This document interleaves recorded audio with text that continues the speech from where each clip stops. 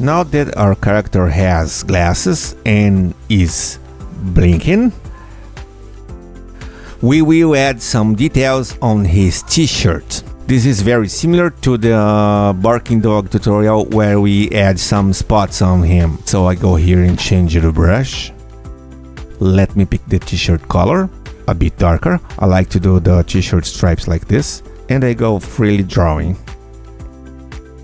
I think it's good now, so Ctrl C, Ctrl V, bring it down a little bit. Ctrl C, Ctrl V one more time. I select this other one. I select the t-shirt. Ctrl J to unite them all.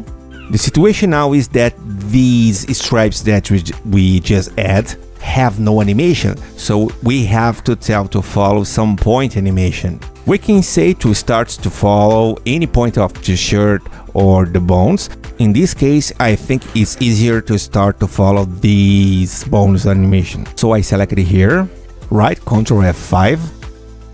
So we got this, a t-shirt with stripes. So easy, right? So if you want to add any kind of detail or do some change in finished animation, for example, let's add some light on his face. What we're gonna do? Let's switch to the brush, pick the skin color, lighter, more transparency, change color a little bit. Okay. I will not use size dynamics. I'll increase the size a little bit more.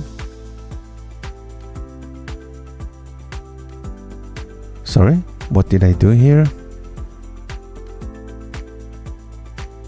Right? I will paint this light only in his face. Start here on the top, here. Oops, I forgot something. I will turn off the color filling. It was set to start shape as filled shapes. So now we get only the brush contour. So now what we should do is to make this illumination starts to follow some point animation. I select all lighting points, click here, Ctrl F5, and we get this.